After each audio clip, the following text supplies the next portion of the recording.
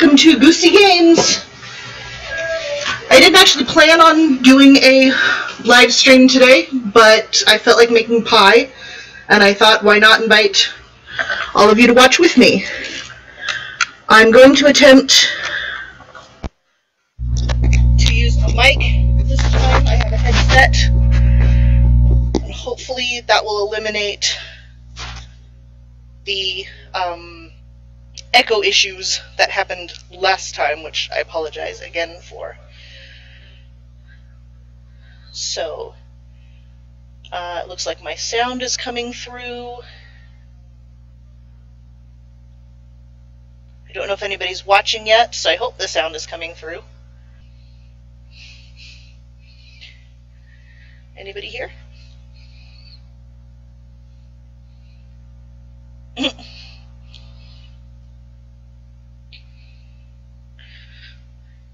Yeah, they want you to register to chat in the stream, but you can chat there if you want. I can see you, promise. We have pears. Today, I'm going to make a pear pie. So, the story behind this pie is that a couple of years for Christmas, I gave one of my cousins a coupon for Christmas, which are normally lame, but, okay, I don't need to open this yet,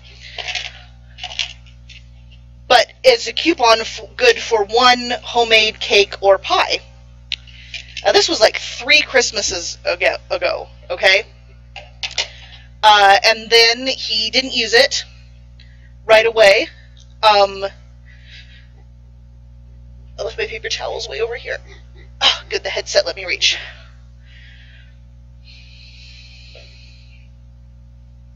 He didn't use the coupon right away, and what happened,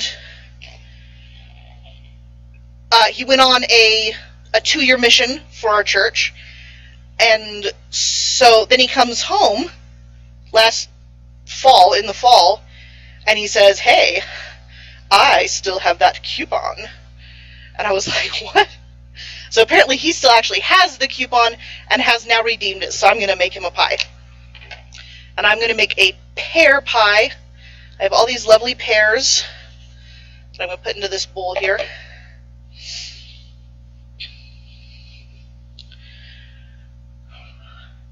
These are Danjou pears, D'_ANJOU. Pretty sure that's French, which, if you watched my last live stream, you know I can't pronounce it. So we're gonna slice these up. You know, maybe I'll use my big knife also. I like my big knife. These, by the way, these are my favorite knives because they come in these individual cases. And the cases have a sharpener built in, and they lock closed so that the knife can't fall out, and so they stay sharp for a really long time. They're fantastic. So what we'll do is we'll just cut them in thirds, like so. Is this bowl hiding all the action? It is. Sorry. And then we'll use the little knife to core and peel them. Now, when you're buying pears just for eating, you know, you want to like wait until they're soft, you know, because they're sweeter that way. You let them sit on your counter for a while. But if you're making a pie, it's okay if the fruit you're using is still a little underripe, if it's a little tart, because the cooking and the added sugar will make it sweet and soft, and they'll be great. And so it's nicer even to work with, because trying to cut up a soft pear is kind of a frustrating business. So I got them kind of firm. I just bought them today, so that'll be all right. Put those in the bowl.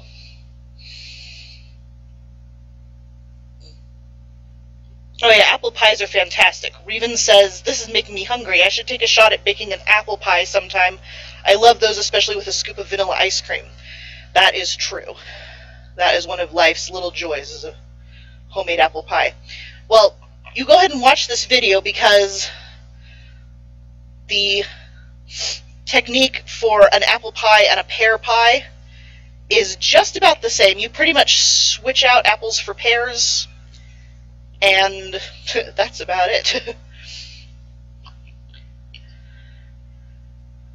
Although, you know, you can adjust the seasonings. I like to put ginger in my pear pies because I think ginger and pear go really well together. Whereas in apple pie, I'm more likely to use cinnamon and nutmeg and a little cloves. Cloves instead of ginger. So it all depends on your taste, I guess. But you know, when they say easy as pie, it's pretty much, if you can nail the crust, that's the hard part of a pie, really. But once you can nail the crust, you're set. You can just make pie. And yes, I have a boxed crust over here. I use Pillsbury, is because I can nail a crust, but for a live stream, or at least this time, because I'm a little bit pressed for time today, reason why I was late, is if I mess up, I don't want to take time to go back and have to make the crust all over again. And also, some crust recipes require that you chill the crust in the fridge for a few hours or even overnight, and so that takes time as well. I'm Eliza Doolittle. Excuse me. Sorry, still having problems with allergies. It's here in the Rocky Mountains. Winter left a long time ago. It was 66 degrees and sunny today, and absolutely I drove around doing my shopping with the windows down and not even a jacket. It was, kids were out riding their bikes. Hi, Nicky. Smash a bag of graham crackers approach to the crust. Yes, that graham cracker crusts are fantastic and even easier than pastry crusts. But yeah, I do like using Pillsbury because it has the texture I want, and it's really easy and fairly cheap. And so when I'm being lazy, I use the store-bought crusts. When I make them myself, I like to use some wheat flour in it, which is maybe a little bit unusual. It comes out browner, but it also adds a nice crumbliness to it and kind of a hardiness. Excuse me, I'm sorry.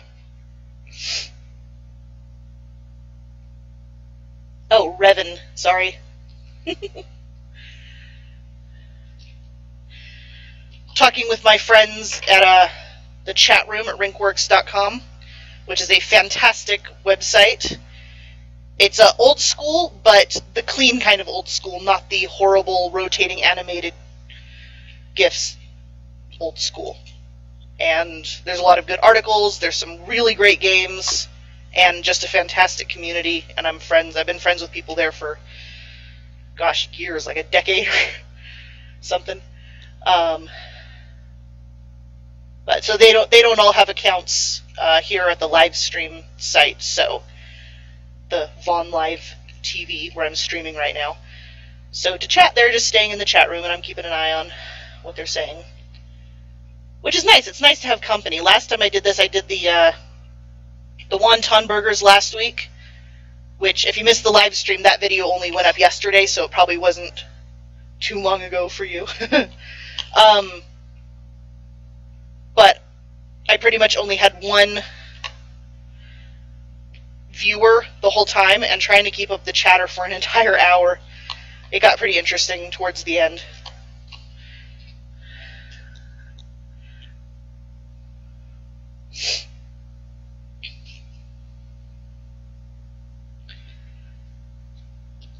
Even now I'm running out of things to chatter about, and I'm only, what, 2 pairs in? We're gonna slice up these pears so we have about 6 cups of pears.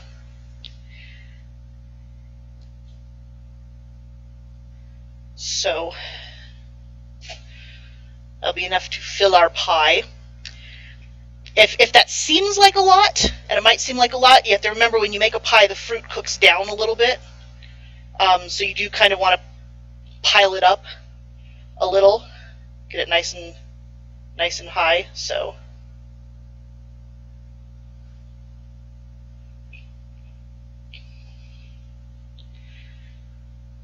now someday, what I want, they have these. They have little, I have no words, kitchen machine that can peel and core an apple or a pear or a potato, peel it and core it and slice it. Like you stick it on the prongs, and then you put the thingy up and it has the peeler, and all you do is turn the crank and it just goes, and all of a sudden it's peeled and cored and sliced, and gosh, that would cut this process down a lot. Okay, I just threw the sticker in with the pears that are going in the pie, so let's not do that, okay?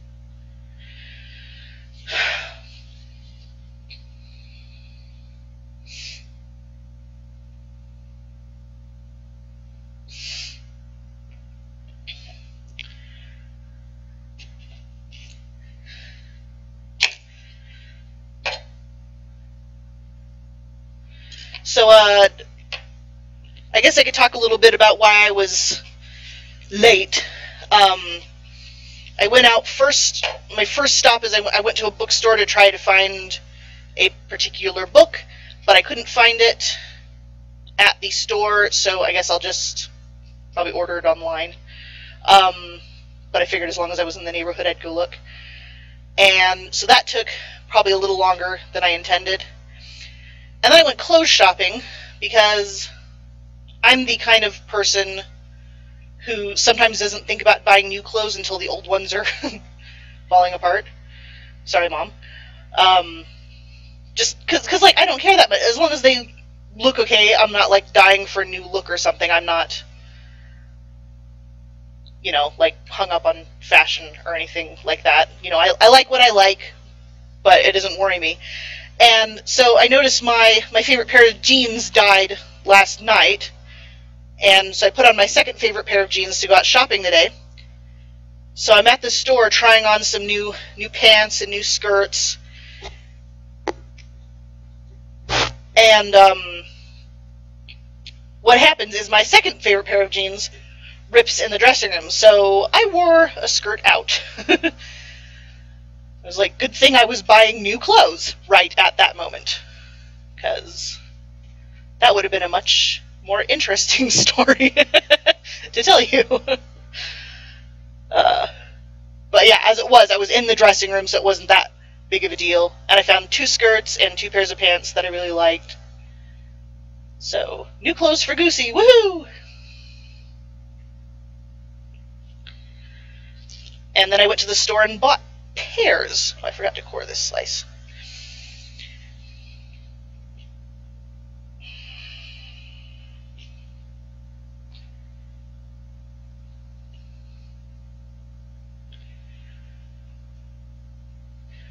But yeah, oh yeah, I was talking about the weather. The weather here is, no, I already talked about the weather. Oh my gosh. Yeah, apparently I shouldn't do this on a weekly basis because I don't have that much to talk about.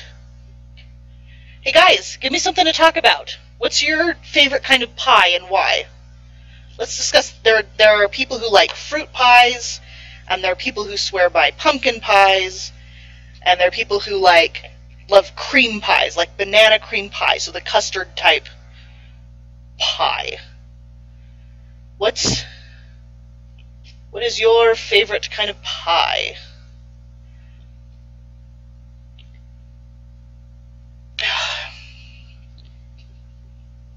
So I'm going careful because that part was kind of tough and I didn't want it to slip through and suddenly slice off a finger. That would make for interesting TV. But I'm not going to do that for you. We're going to try to avoid all accidental blood. and on all-purpose blood, all-on-purpose blood, unless, you know, I'm making, like, steak or something, in which case you probably expect to see a little. Talking Dog is a non-pie eater. All pies? I know you're not big on fruit, but, like, really, like, even chocolate cream pie? Are you a cake person?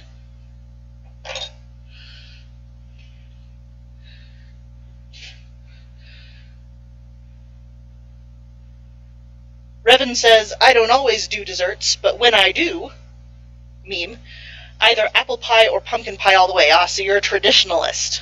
Very nice. All-American pie man.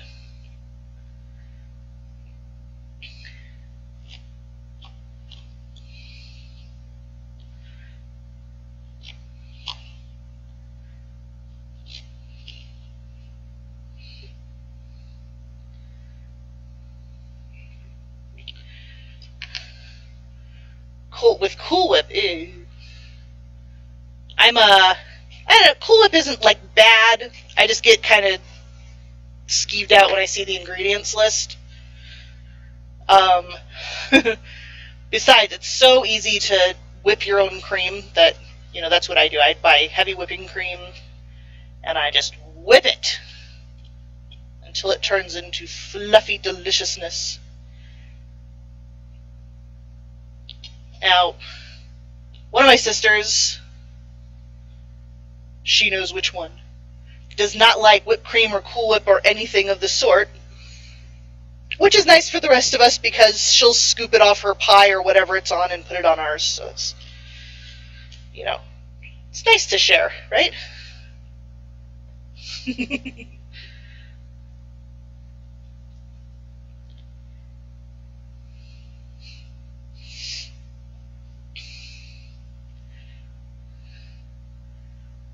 Not much of a dessert person, chocolate cookies or ice cream. Those are good things.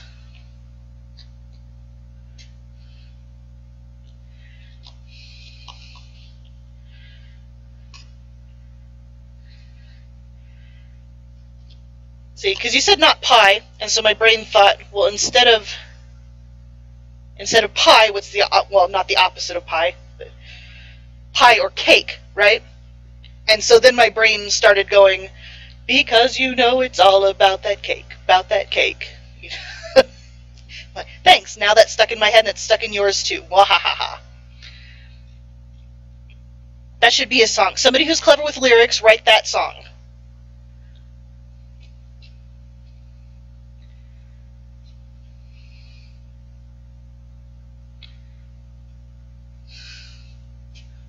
Cool Whip? C-O-O-G-H. Don't know what that is.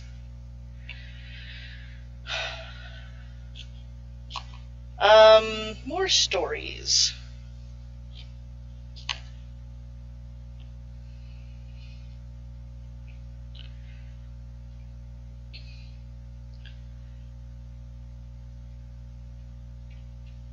Yeah, I got nothing. Holy cow. Just start singing or something. Of course, now that I say that, you know, on the spot, I can't think of any of the songs I know.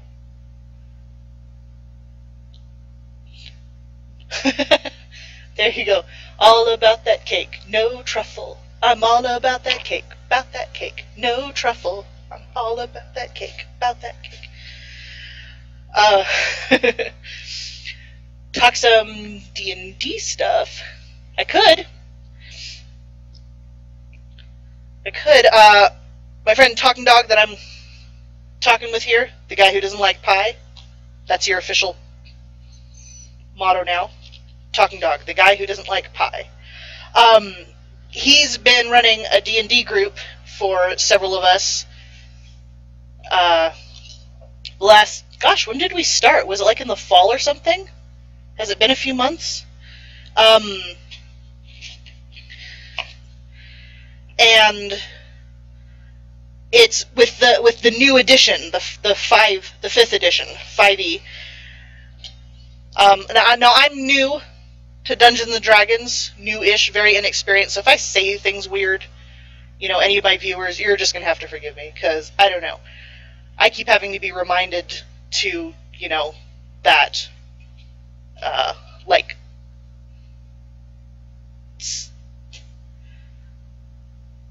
which kind of check is what kind of stat and so forth. It's silly. August. We started it in August.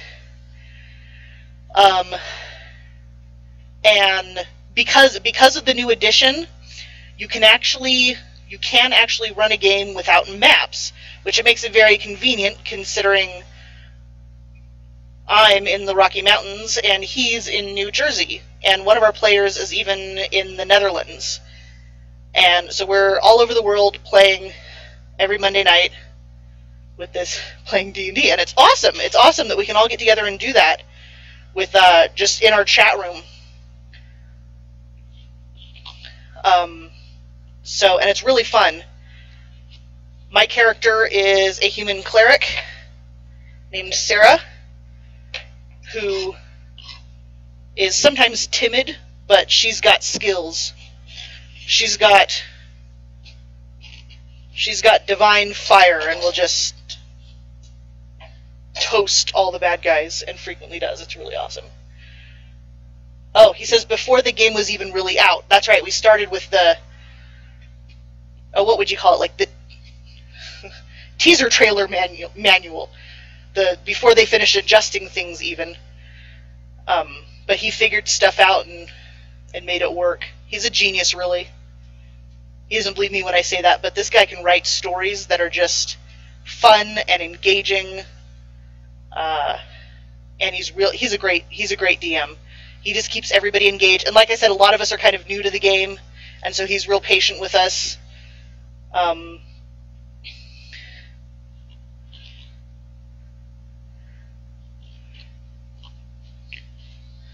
I can't tell you how many times the first few games he had to remind us that initiative was D20. Well, anything was D20. We finally learned that unless he says so, everything is D20. Oh, Miriam says, I made an apple pie once, sans cinnamon. Sans means without, for those who don't know. And it was amazing. Really, so no spices at all, just like apples and sugar? Did you use brown sugar or anything like that? Just...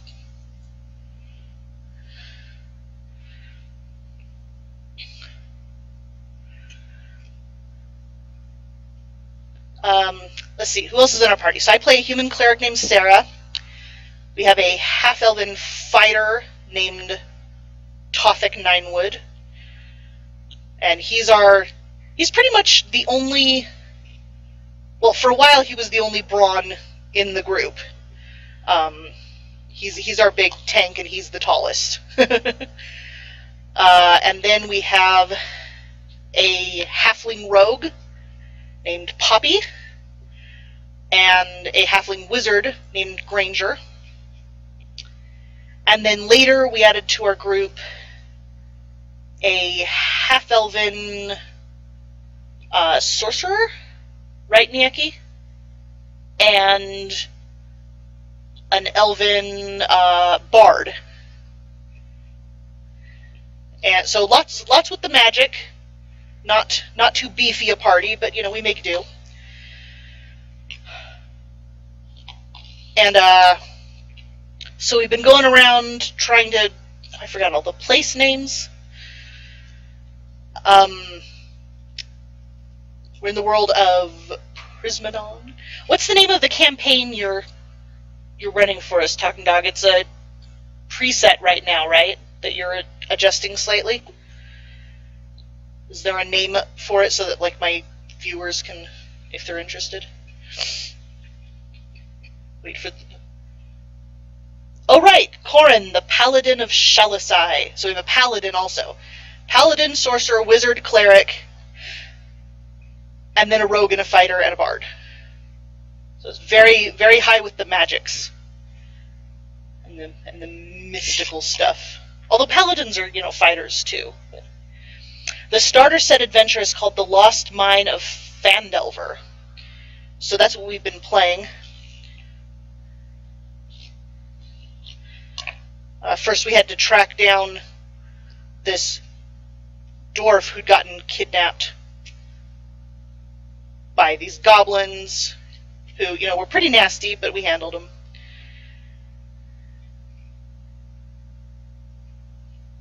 And then we're trying to find the people behind. No, we found who was behind it. That was the week I missed. Oh, that's the other nice thing about the campaign is he's been able to adjust it so that if one of us can't make it that week, you know, he just says, well, okay, your character is asleep, and and then the rest of the party, because there's so many of us, there's 7 of us in the party,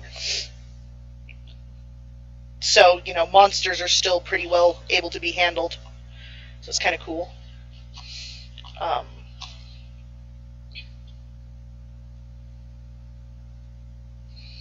I don't think that's really caused any major problems so far.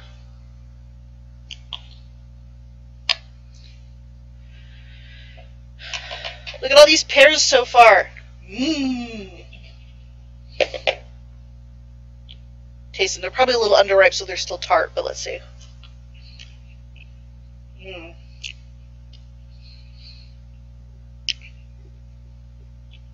Not bad. They're, kind of mild tasting, like pear, but also has kind of like a honey aftertaste to it, which I kind of like. This pie should turn out pretty yummy.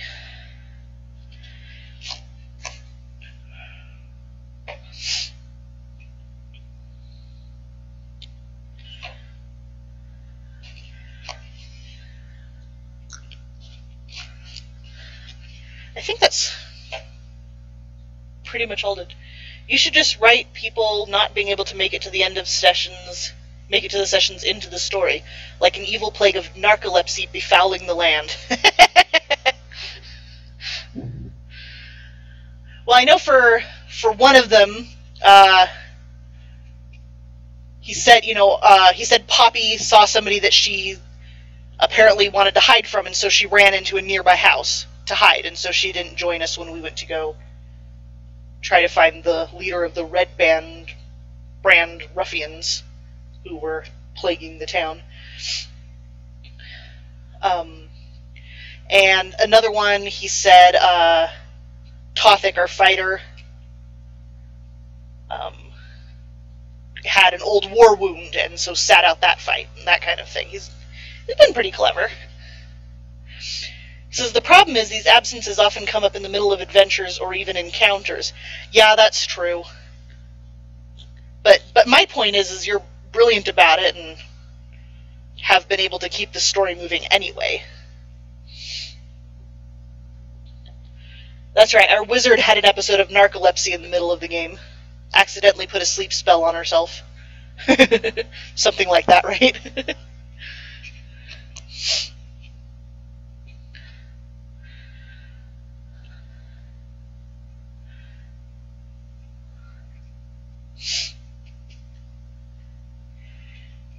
Yeah, okay, if anybody wants to get me a present, you can get me one of those apple peeler thingies.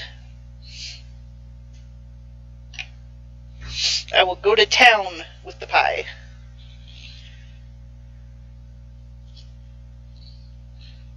Cut this whole process down to like a third.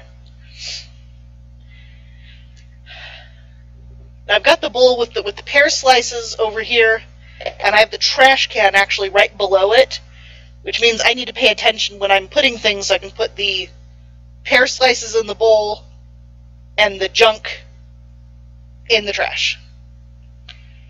Yeah. But hopefully I don't mix them up, because that would be bad.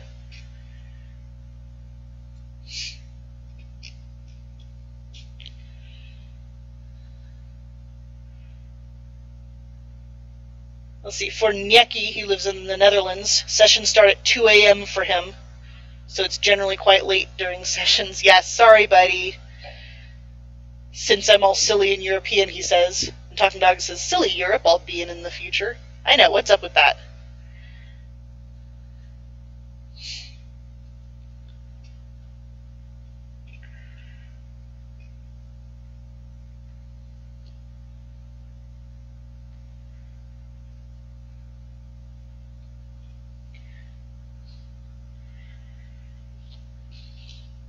"'Twas brillig, and the slithy toes did gyre and gimble in the wave.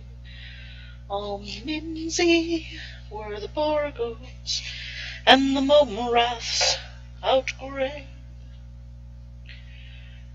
It's 12:36 a.m. in the Netherlands. And you stayed up to watch my show? Aww! I feel loved.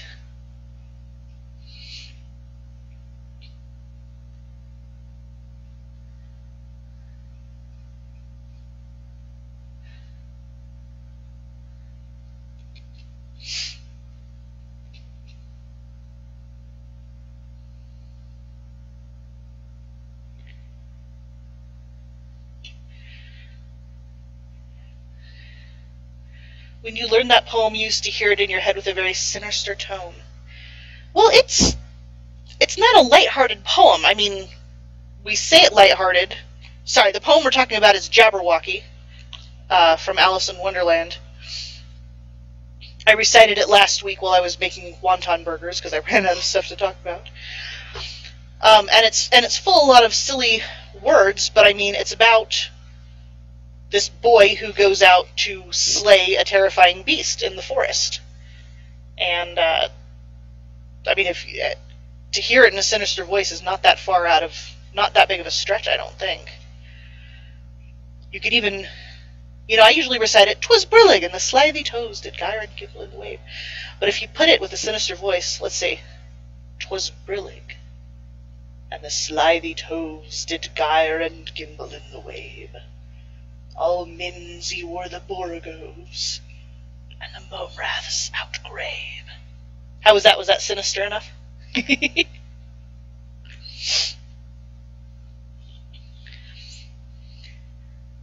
Hey, how's the sound with this mic, by the way? Any good? Please let me know right away if I start that stupid echoing thing again, so I can stop the stream and start it again and see if that fixes it. Because I don't really want to spend all next week editing, transcribing captions for large chunks of video. That's just... it got old really fast.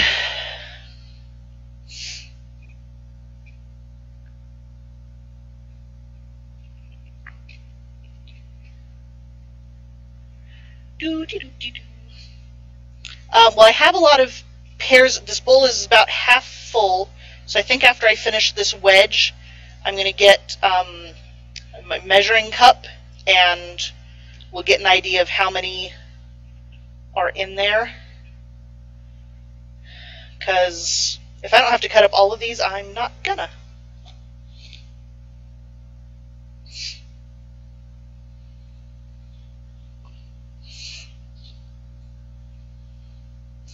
Okay, let me get my measuring cup. I gotta put the mic down because it's wired.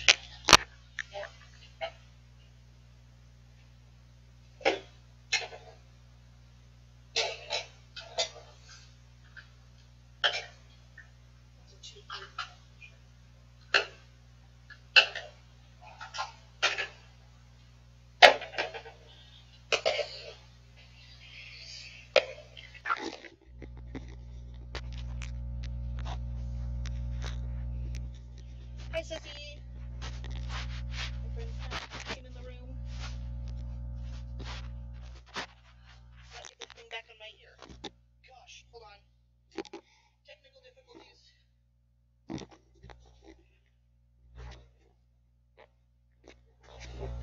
There we go. Sorry, Buzzy. I didn't mean to make buzzes. Tell Ceci I say hi and she should watch.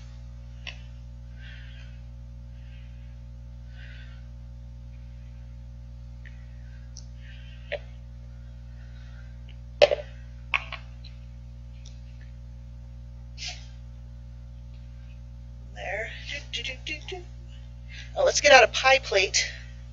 Where are my pie plates? Over here. Okay.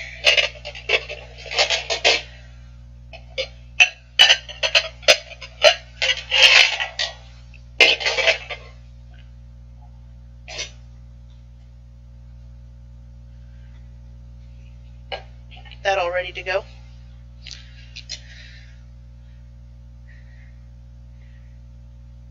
Yay, streaming! Hi! 1,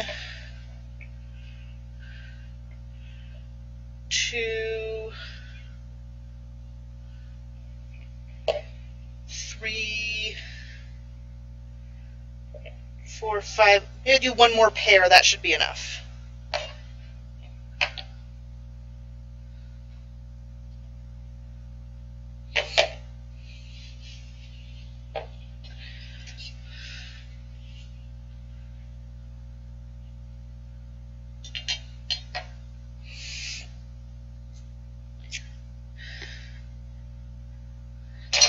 Okay, new topic. Why is a raven like a writing desk? Are all of my streams going to be Lewis Carroll themed?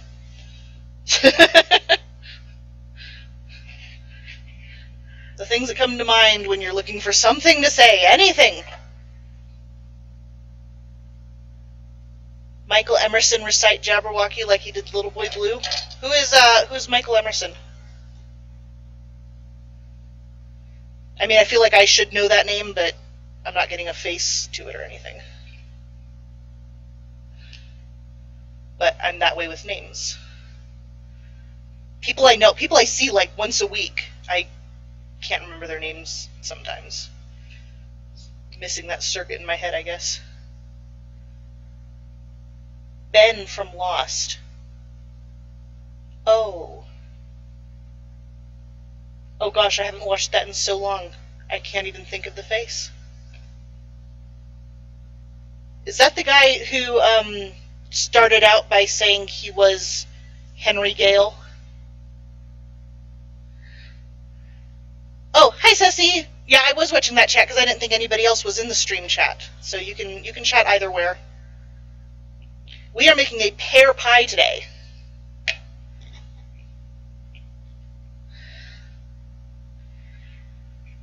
Because the story, for those of you who missed the story in the beginning, is a couple, 2 or 3 years ago, I gave my cousin a coupon for 1 cake or pie for Christmas, and he's finally redeeming it. This is not a parody. Ha ha ha ha ha ha. Oh, my friends are so punny.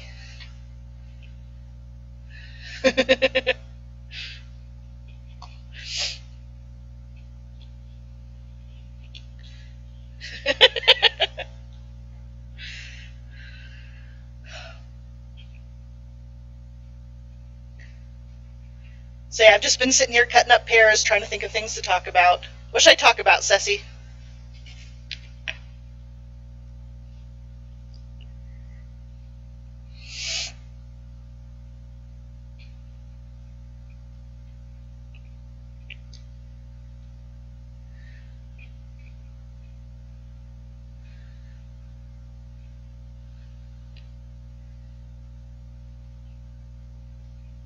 Yeah, so you can't think of anything either. I don't know what to do. I don't know, I get in a situation like this and I think I'm not that interesting a person. I just have nothing to talk about. What made me think that I could do a show? So I have nothing to talk about.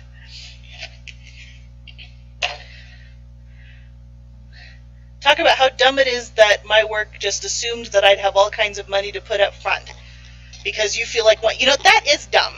That is dumb of your work to expect you to have money. Because, you know, it's... Sorry. I just decided to get all sarcastic on you. That's not helpful. So your work gives you money, they assume you must have some.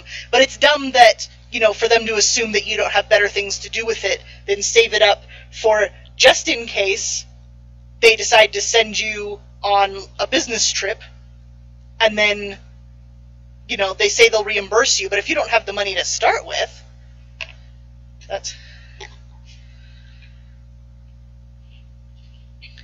you know, that's silly of them to assume. You're right.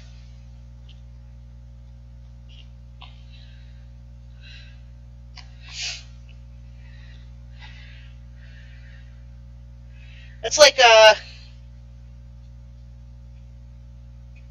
yeah, I mean, it would be nice if you had savings so that if you suddenly needed to do something for business, you could rent a car and then get reimbursed. But if you don't got it, you don't got it, right?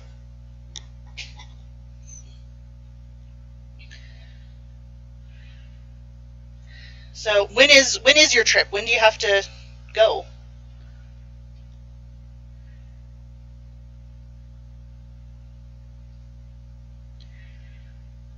Yeah, for those who don't know the story, they were going to send her on a business trip. She was assuming that they would rent the car, and they were assuming that she would rent it and they would reimburse her. And she says, "We were both wrong. I am poor." Well, so if you can't rent a car, what are you going to do?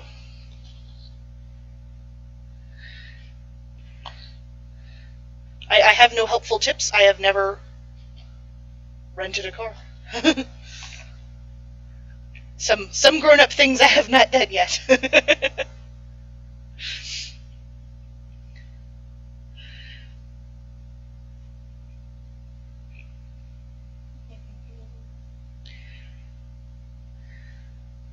Airport to hotel to office. Yeah, I don't know. Like I said, no helpful tips. Never gone on a business trip. Never rented a car. I would say, you know, I mean, the airport might have a shuttle. Depending on the hotel, they might have a shuttle, so that'll take care of at least that part. But I don't know how far your hotel is from the office you have to get to, so. I mean, and public transportation in an unfamiliar city would be kind of iffy.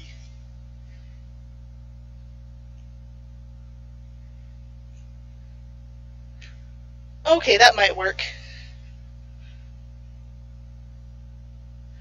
She says she'll either just rent for a few days. Apparently work is wiring you money, yeah. And, but she might be able to rent one for a few days, just maybe not the whole time. Okay, this looks like enough pears to fill this pie. Yeah, pretty good. So, we are going to now make the pie filling with all of this.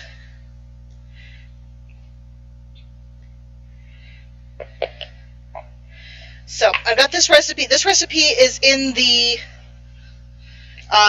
Betty Crocker picture cookbook. It's, I mean, you guys will laugh in here because, you know, like it's very early 1950s in style. You know, the way they write stuff, but the recipes are still fantastic. And if you're interested in learning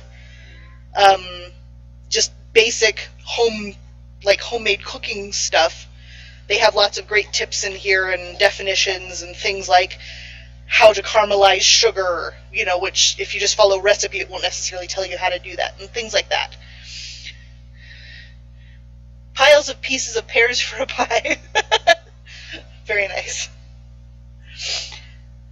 Okay, anyway, so in this book, we're doing the early American pear pie on page 308. So we've pared and sliced the pears. I've pared the pears in, I've paired pairs of pears.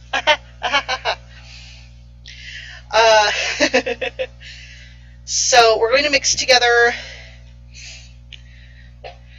3/4 of a cup of sugar. My sugar's all lumpy, so I gotta shake it. Now the nice thing about pie is it's not like a cake where, you know, things are very, if you have a little more, a little less sugar, for your pie. It's not going to hurt anything. We're going to do 1 teaspoon of cinnamon. I'm just going to shake that right in there. I like lots of spice in my pie, so we're going to put lots of cinnamon. I also like a lot of spice, so I'm going to add some nutmeg as well, maybe 1/4 teaspoon, and some lovely ginger. Put that right in there. Go. Lots of ginger.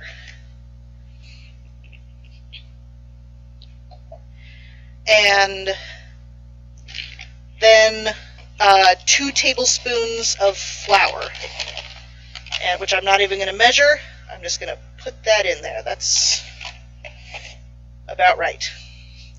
But if you're new to pie make, measure by all means. If you cook a lot, you start to get a feel for how much is a tablespoon, how much is a teaspoon, and you can fudge stuff the way I do. I'm going to stir it with my knife because my headset is attached and I can't reach my silverware drawer. Cut out the sugar lumps. And we're going to get our wooden spoon, which I can reach. And we're going to stir this all into the pear slices. Now you may be thinking to yourself, hey, I've eaten pie, I've eaten fruit pie, and it's gooey. Where's the goo? All you have is dry slices of fruit and a lot more dry stuff added. Well, I'll tell you, the magic happens. You stir this all up, and the sugar and the flour will draw the juices out of the slices of fruit, and so the fruit will basically make its own sauce while it's sitting here in the bowl. We just got to mix it up good so all the slices are covered.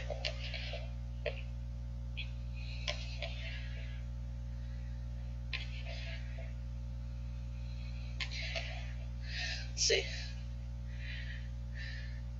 Carton of sugar. Yeah, this is my favorite sugar. It's C&H makes baker's sugar, and it's ultra fine, so it dissolves really easily and stuff. I like it a lot, and it comes in a carton like that, and so it's really easy to pour.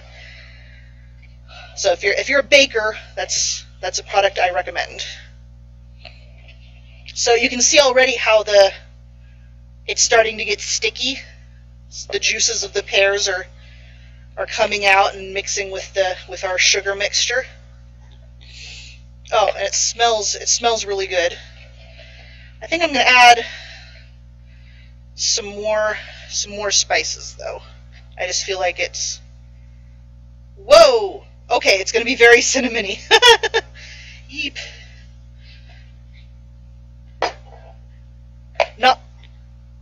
Novice bakers, don't do what I just did.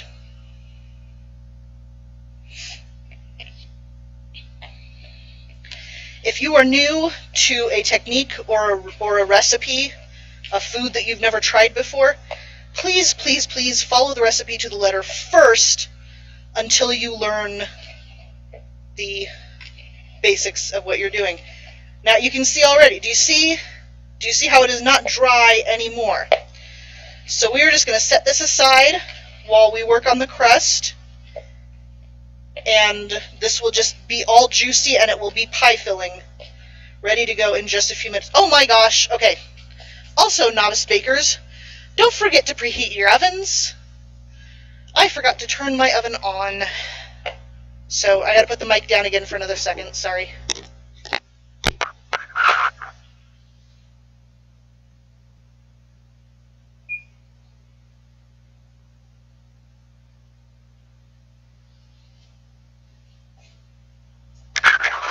Okay.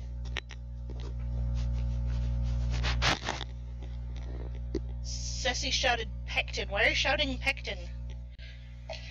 Pectin is for jams, yes? Jams and jellies? Maybe I don't even know what pectin is. I don't know everything. No, I do not. Okay, let's put that cutting board out of the way. We're done with that.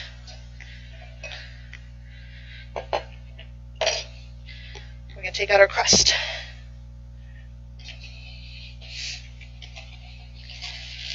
Pillsbury pie crust. Just unroll, fill, and bake. It's so easy. This is not a paid product placement. I just really like Pillsbury pie crusts. Maybe if I get famous, I'll start charging them. Just kidding.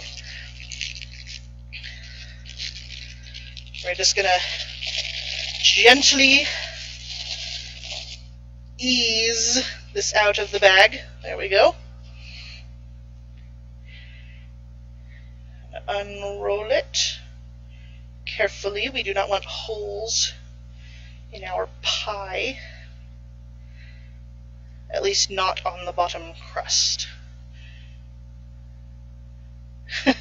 It's just a word that popped into her head. Great!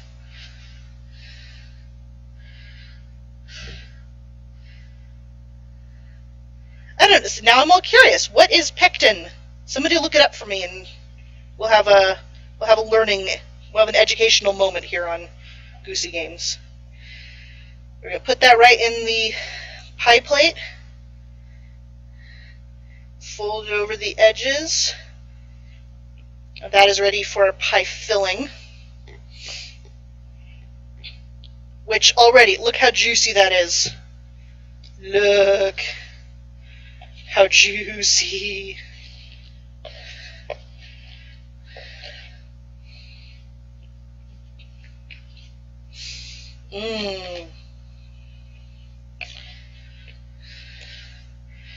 We're just going to pour that right in there. Now, if you want, you can arrange the slices so that they lay all pretty down in the pie. But you know what? Who cares? It's going to taste great. There's a seed. We don't want that bit in there. Gross.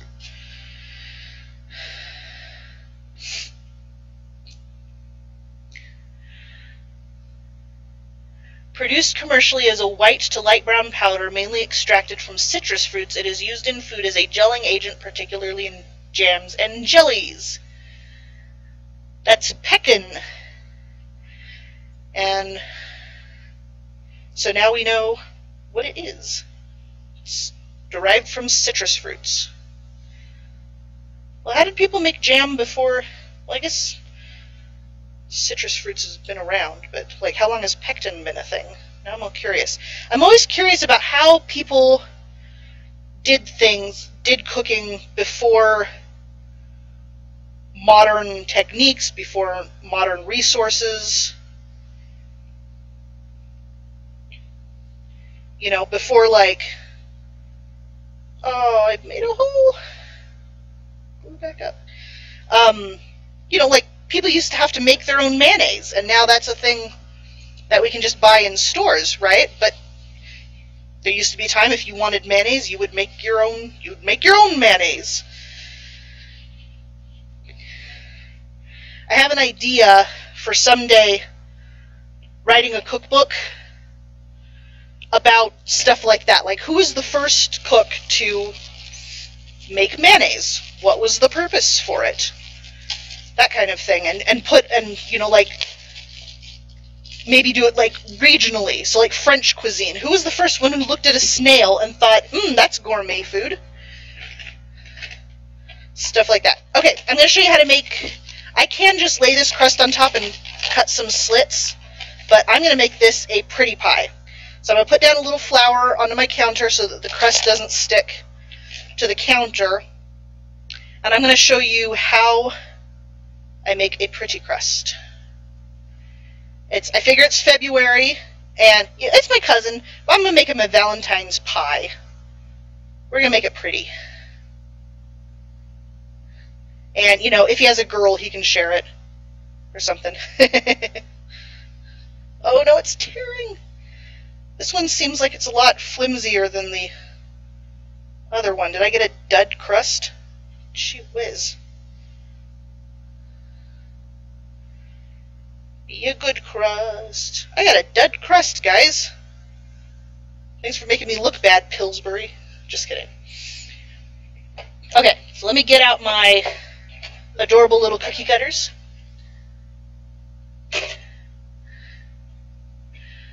Ceci says, I'd like to know who first saw an egg come out of a chicken and said, huh, I think I'll eat that. And Revan says, eating snails probably started as a last-ditch attempt to stay alive. If I had to guess, only way to justify that. Yeah, I think you're probably right about the snail. But then who decided to make it a gourmet food? You know what I'm saying? Like, is there a story behind that? Or is the whole story, meh, they're French? Just kidding. I love the French. You guys are wonderful. So, heart-shaped cookie cutter. And we're just going to, well, first we're going to kind of mark the center of the pie, like so. X marks the spot. And then we're going to cut out some little heart-shaped pieces. Try to make them even.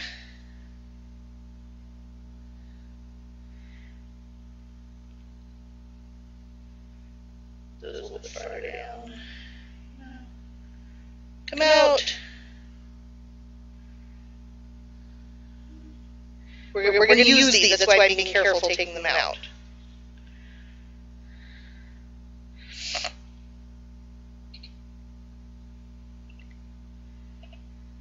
And one more. There, isn't that gorgeous? Isn't that just the cutest? Oh, I got my headset cord in the pie. Very nice. Okay. Now we're going to carefully. Ooh, I almost forgot us. This is the step I always miss when I'm making pies. So I didn't miss it this time. I almost did. The next step in the recipe is to dot with butter. Now, if you don't know how to dot something with butter, I'm going to show you how. What that means is we just take little bits of butter, like that, and put them all over the top of the pie. Boop. Just like so.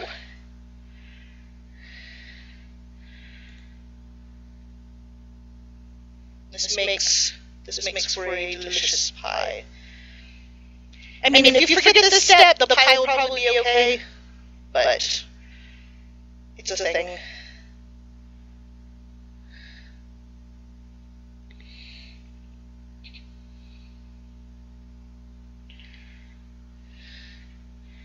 There we go. Oh, we can probably put more on there. A little around the edges. The recipe says 1 1/3 tablespoons of butter. So again, I'm estimating. If you haven't done this before, you might want to measure your butter out and then make it into dots. But I'm just kind of estimating, and that's okay. Because the thing about a pie is, even if you really mess it up, it's still probably going to taste good. Especially if you cover it with vanilla ice cream. So, pie has now been dotted with butter. We can put that aside. Okay, so now you see I carefully folded the crust in half. This makes it very easy to transfer to the top of the pie. And now look how pretty all these little heart-shaped windows to see the pie. Now I'm going to press the crust. I need a fork. Can I reach? Let's see if I can reach the forks. Hey, I can reach the forks. Awesome. So what I'm going to do is I'm going to go around and press the crust like so. So it'll seal the edges and also make kind of a pretty design. This is probably the easiest way to make a pretty design on your pie.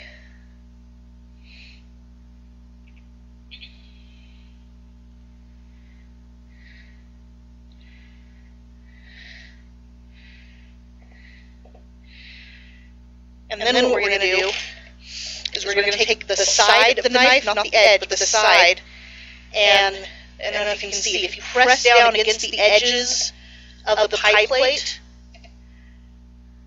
it'll take off the excess crust, like so, without pulling on the crust that is over the pie, which you don't want to tug on it at this point. So we're just going to pull that all off.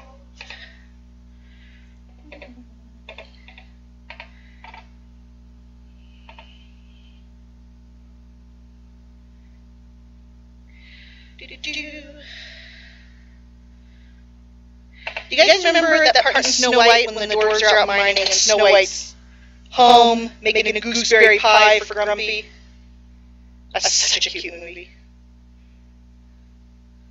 It's one of my favorites. I mean, you watch it, you just want to be friends with all those dwarves. They're just awesome. Okay. Now we have all this leftover pie crust. You know what I should do is I should make a tiny pie just for me. I should, shouldn't I? Should I make a tiny pie? Oh, and echoing? Oh no, I'm sorry. Okay. How long? Underwater pie. Okay, let me stop the stream and start it again. Hold on.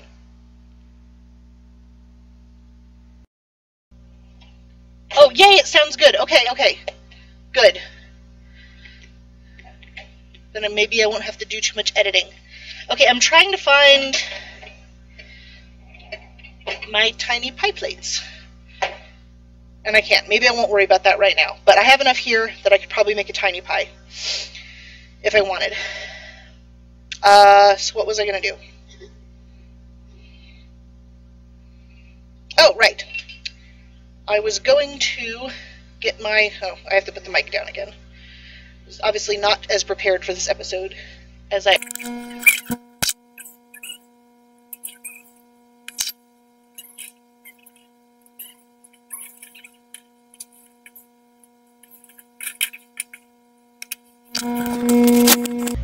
Hey, John Boy Jim Bob, I don't recognize your handle. Where are you from?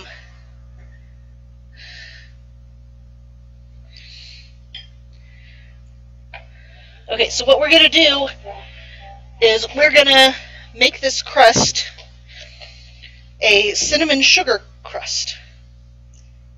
So we're going to take a little milk.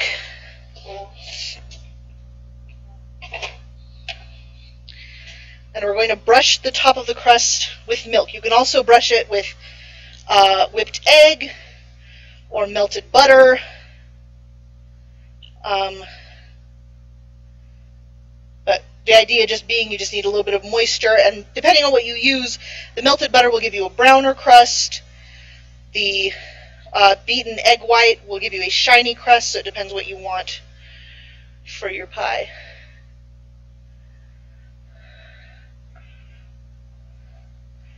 Ohio, USA. Well, it's nice to meet you. Simulcast. Do you know what might be causing my echo? Because I've been trying to figure it out. I just get part of the way through a stream, and all of a sudden, horrible echoes.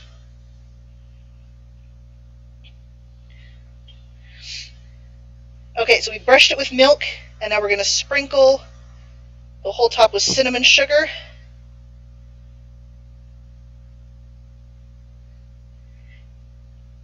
And then, okay, watch this.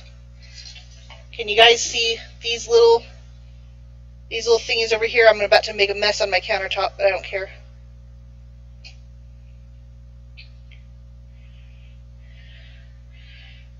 We are going to brush these with milk. Like so. And then we're going to sprinkle these with red decorating sugar.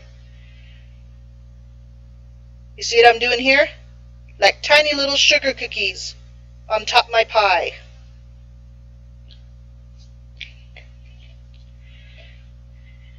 What we're going to do is just pick them up like that and just press them in gently right there on the pie. Isn't that cute? I had this idea. I was so excited about it. I think that's going to look adorable. Little Valentine's pie for my cousin Abe. Oh, the sugar's melting. No. right there. How adorbs, right?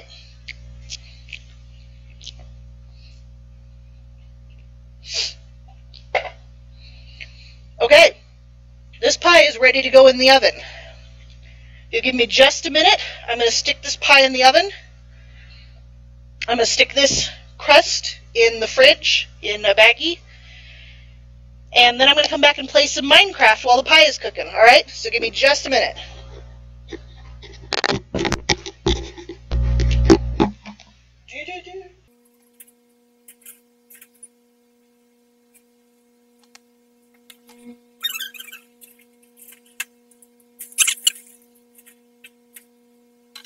Switch our video feed.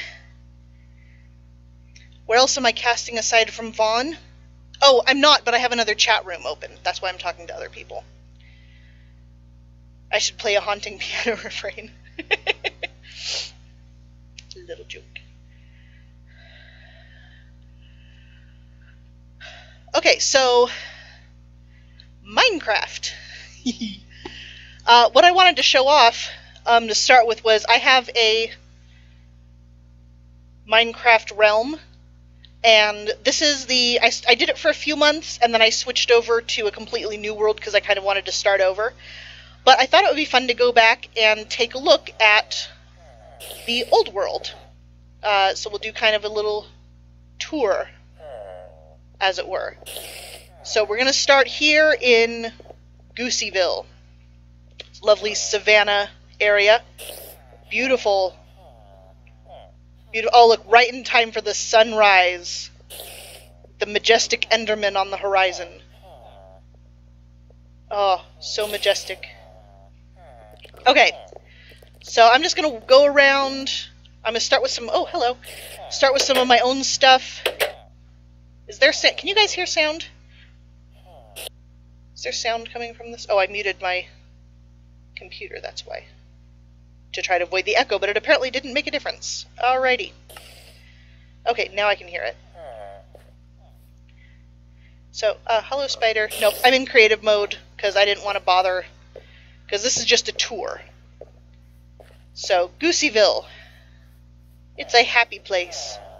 Guarded by several iron golems. They do their job well. So, we're going to go over here. I'm not going to bother carrying the sword. Ah! Hole. To my home, away from home in the savannah. I'm actually pretty proud of this build. I had a lot of fun inventing it. Very brightly colored. I call it my citrus house. Because it... Oh! Ah, there's lag. That's fun. Lovely orange wood. And yellow glass, and green carpets. Yes. And my bed went there. That's why the little curtains I made with the banners. So this was the main living area. Of course, I spent almost no time there. And in here is the workshop. Of course, my bed is in there. And down here is my magnificent storeroom, enchanting room, furnaces, yada yada yada. So, and my mines down there, which are extensive. But I'm not just going to show off, you know, what I did, because there were other people on my realm, and they built some fantastic stuff too. So now we're going to take a trip to the spawn area, which is where most of the building happened.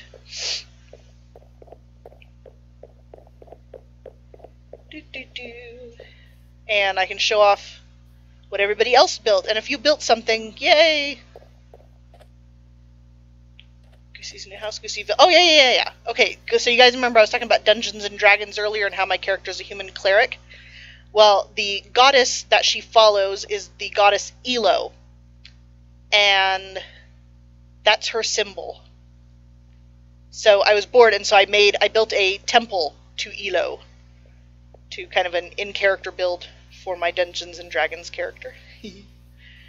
I had a lot of fun designing this. I built it all in So my rule when I'm in the realms is I can be in creative mode to like build stuff for the realm or to help the people who the other people who play on it, but if I'm playing I need to do it in survival. So I did this all in survival mode, and I'm very proud of this stained glass ceiling. That was awesome. And so here's the lovely temple of Elo with its growing circles. And I thought about building something in the middle here, but it just seemed so like superfluous. So I just left it open, big open meditation space. Oh, thanks for watching, John Boy Jim Bob. Really awesome to get people that I didn't invite personally to come watch my stream. I'm so excited. So we'll fly up so you can get a view of the floor that I did. I'm obsessed with circles in Minecraft because everything is blocks. And if I can make round things with square things, I don't know, that just kind of tickles me. If I can walk through doors, that tickles me too. So yeah, I spent ages, digging cobblestone and putting it in the furnace to make stone, and then to make stone bricks and slabs and yada yada yada. So it was a lot of work, but it was definitely worth it. I'm very pleased with the result. All right, to the nether.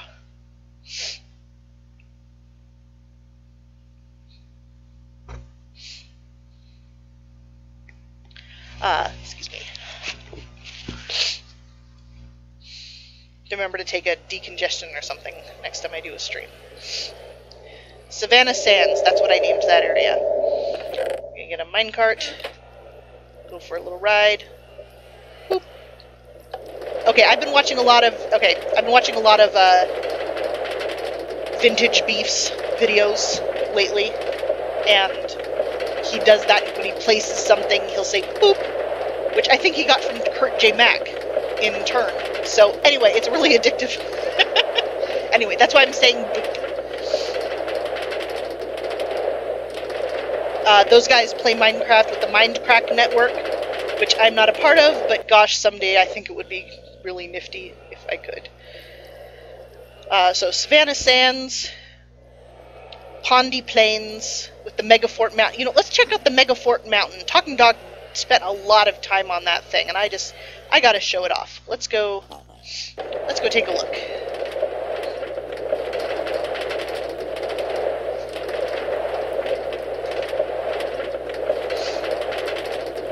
We just passed by our communal skeleton spawner. Megafort Mountain. Alright.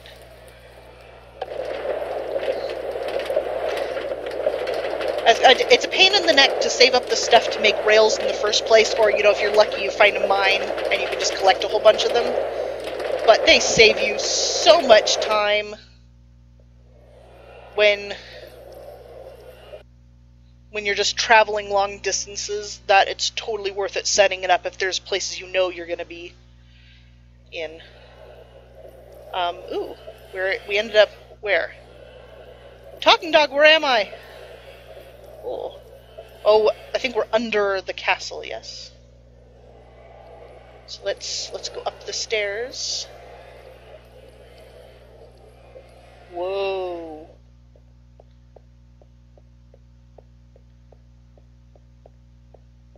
How much stone did you use? Oh, let's see. That's the unfinished lower stuff. That's what he says. Oh, this is fantastic. Look at that view. Black glass, very nice. Is this the front area? Is there door? Nope, no doors. Wow.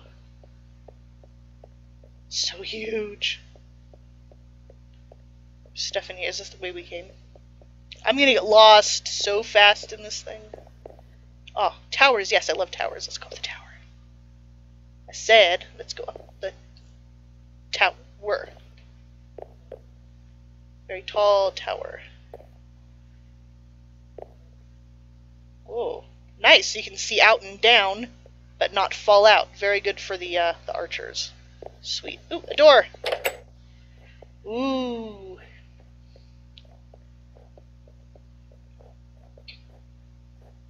Ooh. I know how to stairs. Oh, that's fantastic. Sorry, I'm more interested in the view. Here is the... Oh, there we go. Look at those towers. Good heavens. He took this entire mountain and turned it into a giant castle fort thingy. What is this? Ooh. Mysteriousness. Didn't see a door, though. Let's go over here! Try to find a way down. Okay, here's a door. Let's see what's behind door number 3. I just saw... Oh, okay, that's the place we were looking into. Great. Enchanting. It's enchanting. How do I get downstairs? Let's try this door.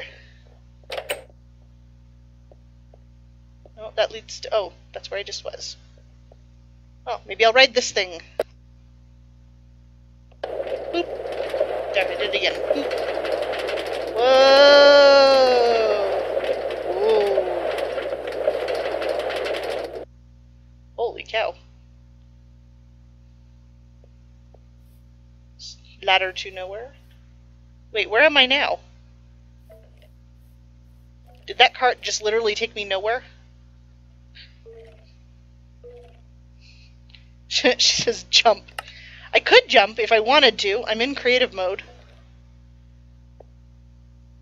So let's go ahead and fly. Yep, that ladder leads to absolutely nowhere. Okay, we're flying now. Whee! How do I get out of here? Okay, well let's just... We saw the fort. It's awesome.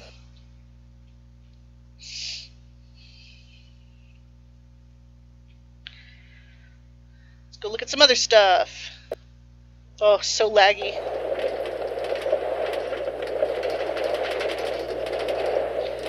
Lots of minecart riding.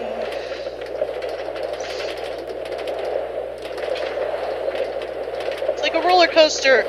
Yzma, put your hands in the air. Yeah, I don't even try to actually do Kronk's voice. I'm not that talented. Nor is my voice that low.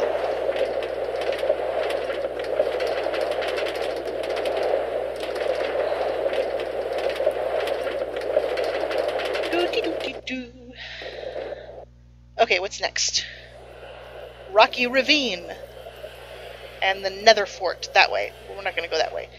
We say the end, we all got together one day, and instead of playing Dungeons & Dragons, we just played dragons! We got all geared up, and we went and defeated the dragon, and that was a lot of fun. So, and then Intertidal Islands, this is where my spleef court is. I'm pretty proud of this. This is my first foray into command block programming. It's super simple, so I'm not like bragging or anything. I'm just saying this is the thing I did, and I'm a noob. My spinach puffs. That's one of my that's my favorite. I didn't think I was gonna like it, but now I love it in movies. I thought it was gonna be dumb. I saw the trailer and I was like, no, what is this? But it's honestly one of the funniest movies I've ever seen. You know, it's incredibly quotable. It's not dumb. Well, I mean, it's dumb, but like in the smart way. You know what I mean? Why? It's on fire. Oh, the lava was on fire. Alrighty. This is... Whoops. My spleef court. Do-do-do-do-do-do. Very basic. I'm pretty proud of it. Press this button to reset the arena. Put your stuff in this chest for safekeeping. Okay.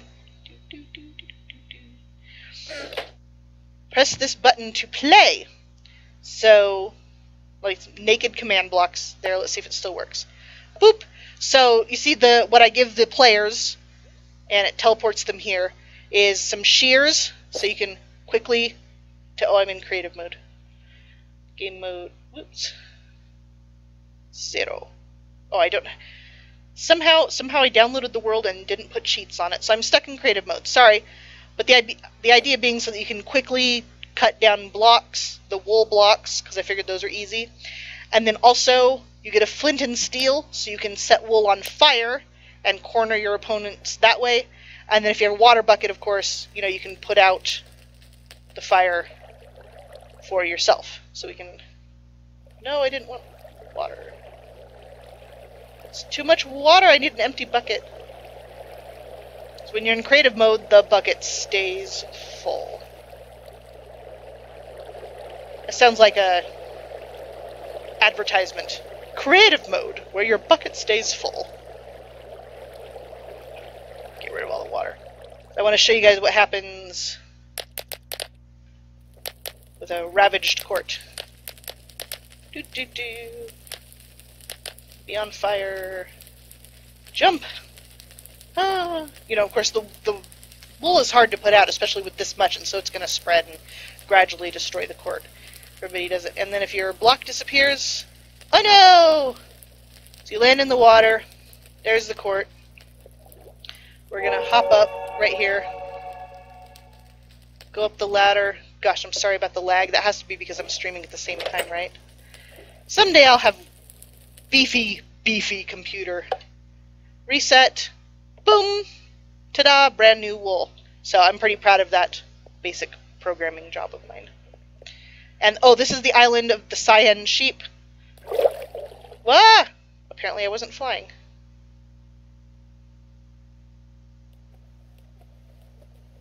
Fly! Okay.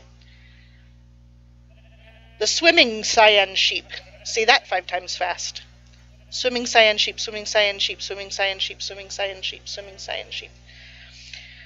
I don't know why they're all swimming. I spawned them all and they all just decided to go swimming. So anyway, so this is my, you know, attempt at a backstory at the unlimited supply of cyan wool. And yeah, there's another group of swimming sheep in the court. So...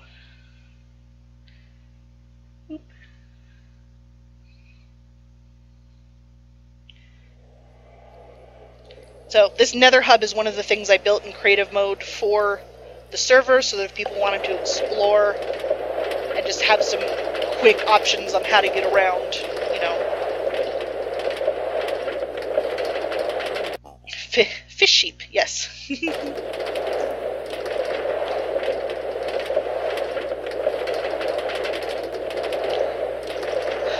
Oh. Okay, I'm looking at the timer. There's about 16 minutes left before I need to check the pie, so we got plenty of time. Okay, so let's go to spawn.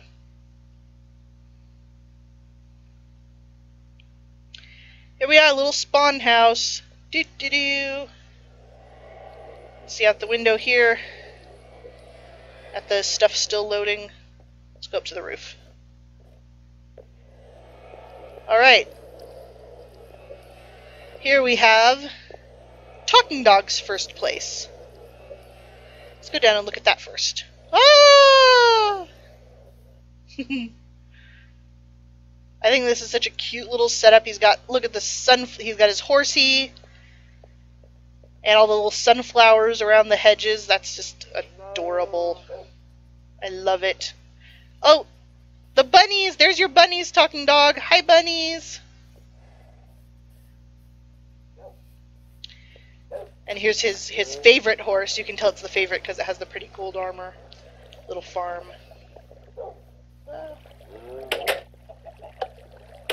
Little inside.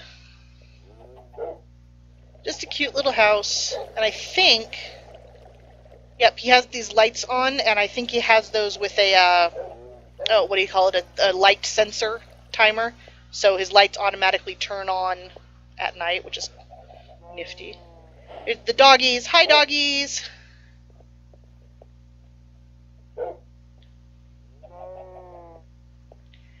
And the bedroom. Whoops. lag. Don't like the lag. And then in the backyard, we have cows. Hello. Cows and a spider who looks stuck. Allow me to assist you. That is a stuck spider. Poor thing. Okay. All his cows. And then over here is the road that Red Sang was building. And it leads to the actual 00. So we'll look at that after we finish looking at the stuff near spawn. Now this, you may be wondering, oh gosh. Load. What is that giant blue thing over there? I built that, she said proudly. I grew a lot of blue wool and built a giant R. That is the logo for rinkworks.com. So kind of an homage to my friends over there. So it's pretty cool looking, I think, on the horizon. Over here is some cat bones or dinosaur bones built into the side of the hill. I don't know who did that, but I think it looks amazing. Then let's start over here. Over here is Tisha's place, Tishalicious, and she made just this gorgeous piano-shaped garden with all the flowers, and I think it's very pretty, and I love her checkered floor over here. And whoop. And then Rose built this fabulous hedged stairway and this little boxy house. It looks like it's made out of candy with the granite and everything. I think it's cute. Not much in it, but I like the stairway back here. Oh yeah, she has a glass balcony here. Look with that overlook. Whoa, it's a cool design. Somebody else's little block of a house, not even with a ceiling on it. I don't know whose that is. The goose went over the mountain, the goose went over the mountain, the goose went over the mountain to see what she could see.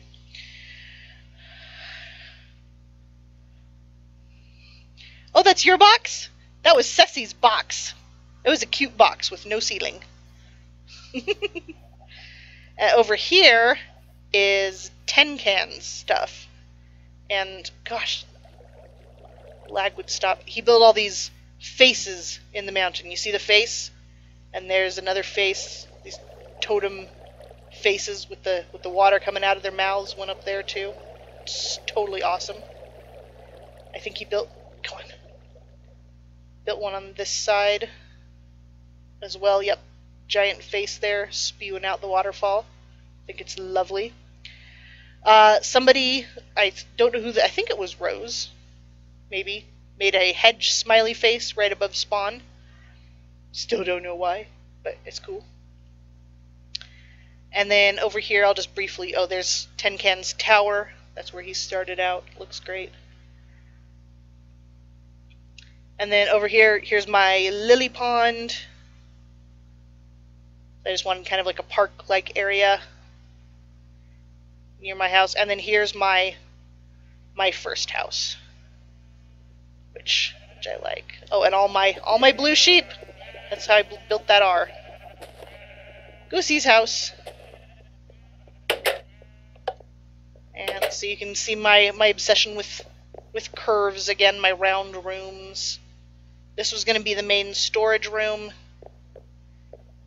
And then down here, wait, down there is mining. Oh, down here was going to be like more the living areas. Paintings, the bedroom up here on this risen area. So, I don't know, it was cute. I got bored. And that's why I went to go build the second house in the savannah. So now Ceci says, some folks see a blank canvas and think of all the awesome stuff. Whoa. It just automatically scrolled up and I suddenly couldn't read anything. Awesome stuff they can put on it. I see and think, hey, that sure is a blank canvas.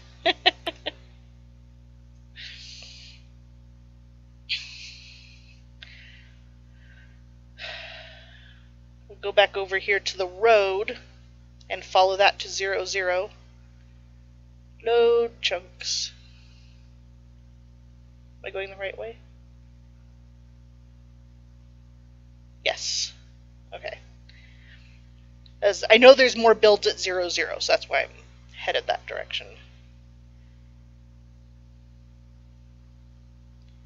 We'll go ahead and run along the road here. Where I'm obsessed with circles, Red Sang is obsessed with roads, an intersection at 0, 0 with roads in the cardinal directions. That's his thing, his default build. But you know what, it's helpful because then at least you know it's a good way to tell where you are, really. So off in the 4 directions, and then, no, which way? Oh, up there. Oh, lovely hedge trees. I haven't seen those before. That's nice. Now up here is Darren's build. Darren Man is a friend of Red Sang's. And this looks different again. He must have built like 3 different houses, changing his mind every stairs going to nowhere. I don't know. And here's a lovely glassed-in garden. Ooh, this is cool. Okay, I remember this part. Watch, watch. See that pressure plate? Lonely little enchantment table? Boom! Bookshelves! Isn't that fun? I want to, like, build a room where they come in from the top as well. You know? And so then you get, like, all of them. But let's see. You can get up to... I guess you can't... Can I enchant a bucket? No. I was going to find out how many levels, but oh well. And then they disappear again. It's very clever. Very clever. And then over here is Red Sang's place. He hasn't gotten fancy with his house yet. He's very well, like I said, he was building the roads, and he's one of those guys that does a lot of establishing before he really gets to building. He'll collect a ton of resources first. So you see he's got his fantastic farm going here. All of the cows, like all of them. Oh, yep, one named Yosemite Sam. He complained there were no cows in the area, so I put several with names on them scattered about for him to find, and he found Yosemite Sam. So here's his little minimalist, functional... the grass was my idea, that was a prank. Tiny, tiny little prank. So, that's it on this server, I think. I don't think I remember any major builds. Oh well. Yeah, Ceci, come back and play. Ceci is part of my current realm, but she doesn't come on and play very often. And she should. So, okay, so I guess that's all I have to show you from the old realm. You can see it's a group of very creative people, many different styles. It's really fantastic. So let's go to the current realm. Do-do-do-do-do-do.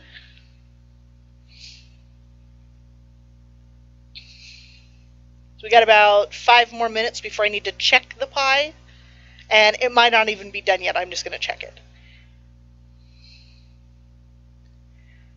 So, okay, here is my house. My little enchanting room. Here is my fantastic storage room with my cocoa beans growing on the ceiling. Let's go outside. Sorry if I made you dizzy just there.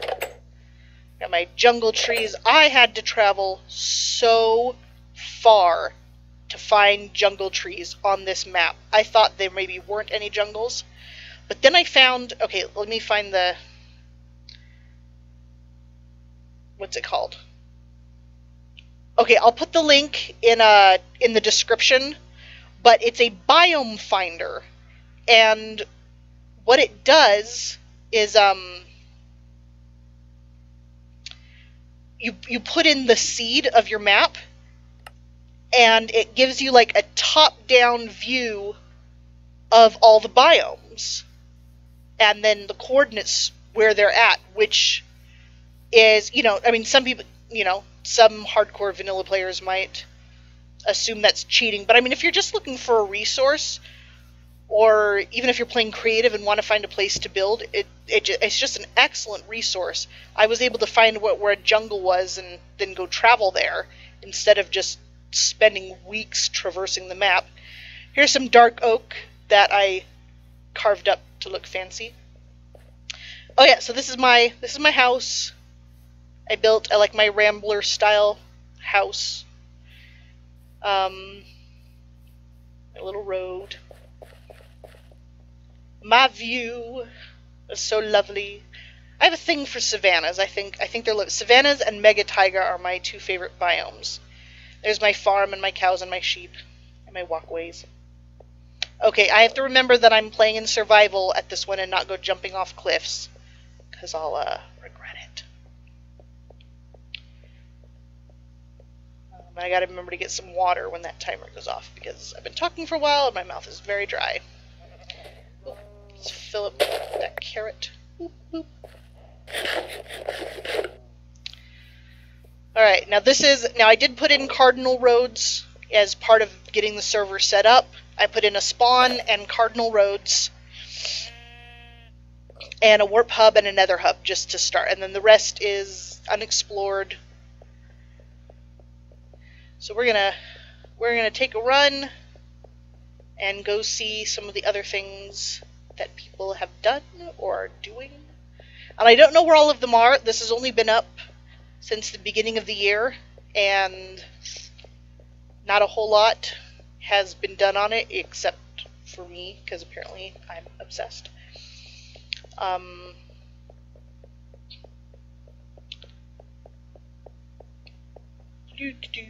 Okay, my mind suddenly went blank. Help, what should I talk about?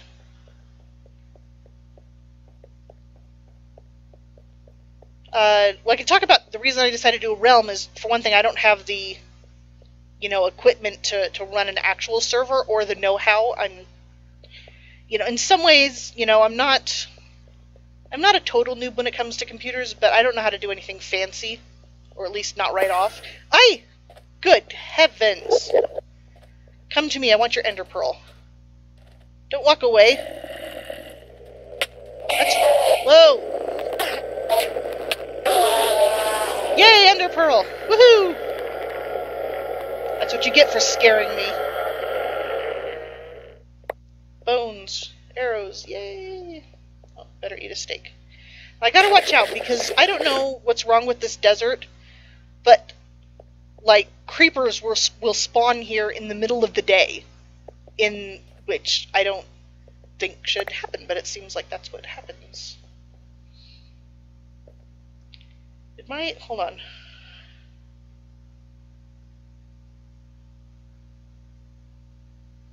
Nope, is chat still going?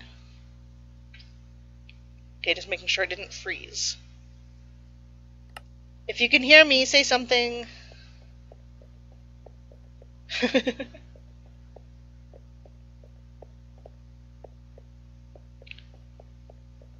Okay, I think my chat might have frozen because nobody's saying anything. I hope the live stream is still going. Oh, yay, something! They said something, they can hear me. Hooray, I'm not alone. Oh, and the timer went off. Okay, Okay, I just heard a zombie baby die, so I'm gonna actually disconnect for a sec while I go check the pie. That end. So you guys can still hear me? I just don't want to move the laptop unless I have to.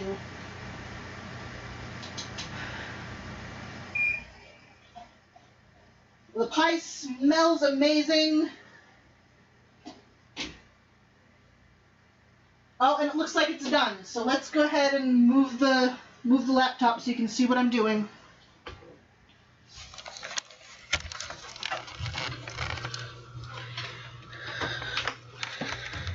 There we go. Give me just a second to adjust things here.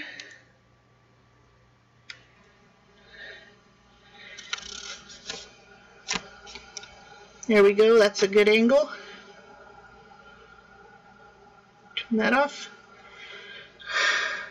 Okay, can still hear me? Great. Can you see me? Hello. Gonna get our oven mitts and something to put the hot pie on. We're gonna get this pie out of the oven.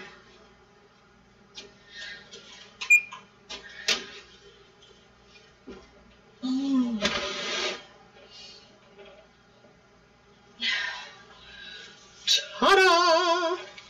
What do you think? Is it pretty? It's still bubbling and boiling in there. So we're just going to let that cool. Try not to burn ourselves upon it.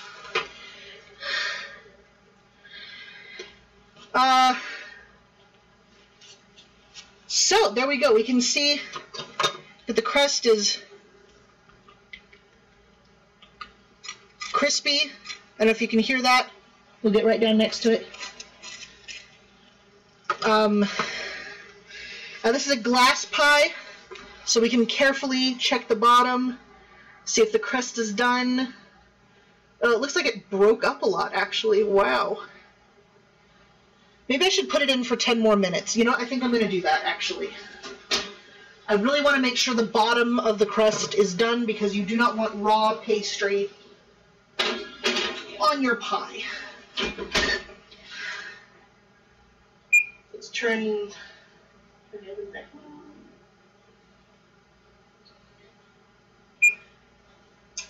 Let's put that in for a few more minutes. Do a little bit more Minecraft while we're waiting. I'm not going to bother moving it too much at this point. Oh, I turned it off. Why did I do that? Alright, I needed water. I'm all dehydrated.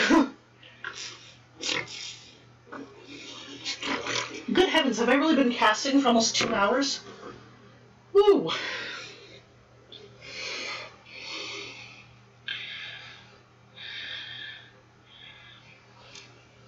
I guess it took that long to cut up all the pears. Maybe I should rethink my real-time cooking thing and do a little more prep beforehand. I don't know. If you're gonna bake a pie, it says, you know, peel and pare enough pears for the pie, but like, how long does that take? People ought to know it takes like an hour, unless you have one of those awesome machine-y thingies.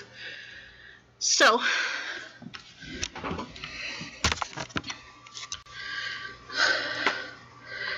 let's go ahead and play a little bit more. Traveling through the desert. Oh, it's nighttime. Oh no. That's okay. We don't need the sunshine. Warning, high encoding. That's what it said.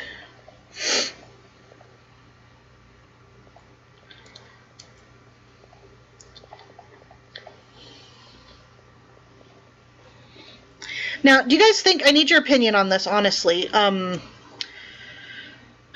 Do you think it's a good idea to do these as live streams because it can be kind of long? Or, you know, should I do it, like, recorded on my own and do it as regular episodes? I'm not really sure what the best idea would be for this, doing this long term. Alright, here is going to be my villager castle. I'm building this large, it's not going to like really be a castle, but I'm going to put a whole town in here and then fill it full of villagers.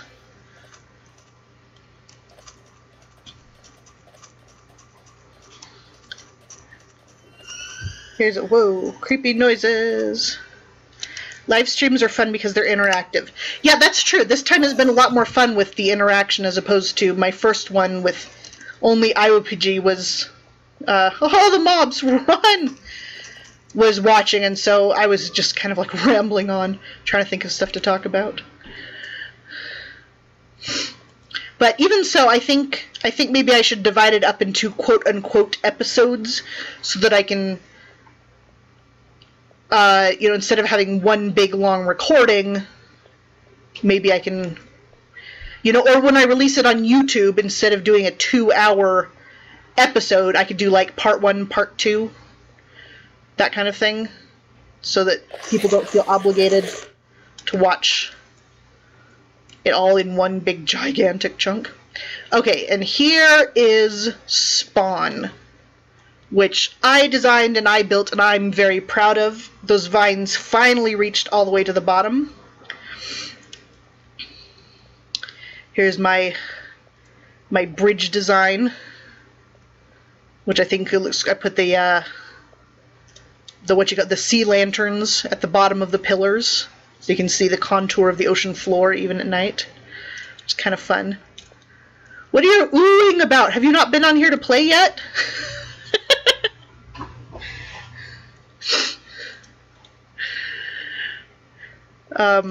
So, okay, it's a little more command blockiness that I made for myself. Up to Spawn, just boop, jumps you right up here on top, and there's the road we just came from. So this leads to roads in all the directions. Yeah, let's see if you can see it in the corner. When it loads, there's the southwest road. The diagonal roads start a little bit farther out, but the cardinal directions start right there at the base. You haven't seen all... Well, Ceci, get on and play. Okay, so let me show you... Since you're on my realm, let me show you some nifty features. Down here, we have the warp hub. And what you do is you warp down here. Let's get these out of the way.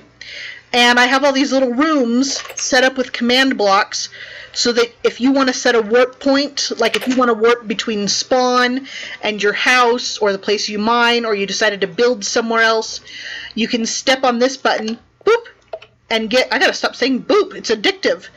And you get a book and quill. And you can write in here, you say, my home. And then you can put in your coordinates, say -300, 125, 135, positive 800, because that's where you built. And then you'll sign it, Goosey,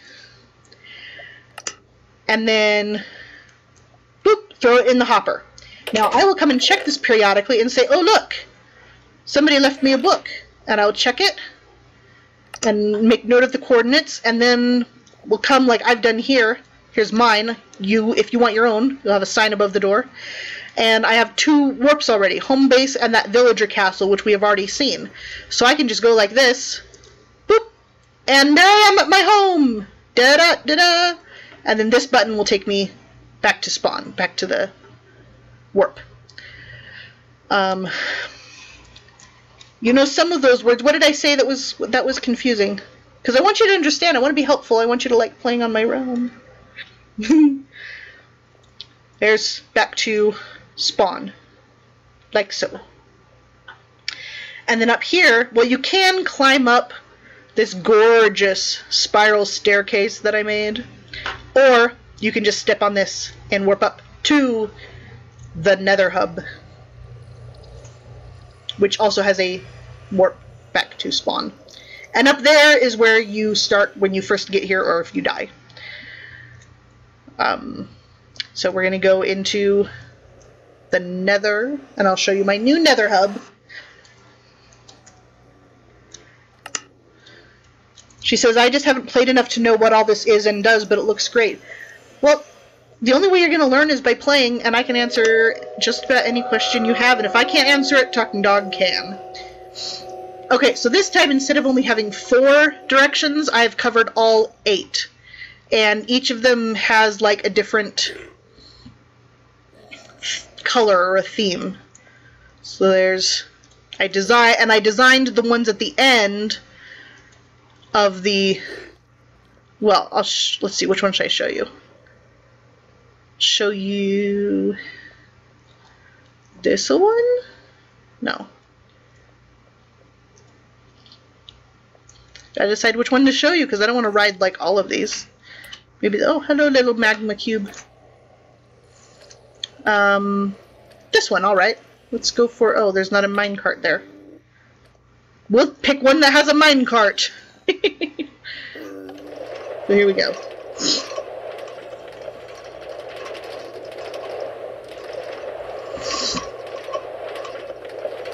Now again, I did build this all in creative because I just wanted to get it going. Okay, yeah. So I built these little rooms to mimic the place that they come out at. So like here, you can expect to be on a sand island with some water, with some hills in the background. Which, I think the pie is done, so I'm going to take it out. Do do do do do. Do do do do do. Do do do. Okay. Let's take out the pie. Yes. Shut up, oven.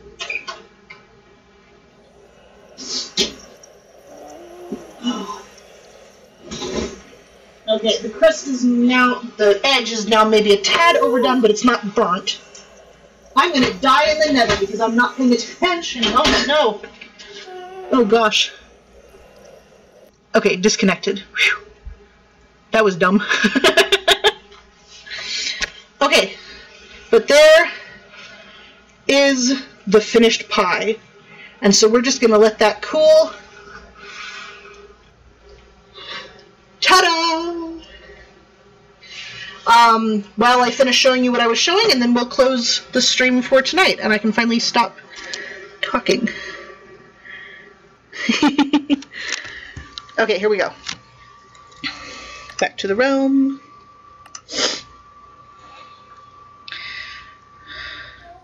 Okay, yeah. So with you know, that's the islands in the distance. So let's go through and see.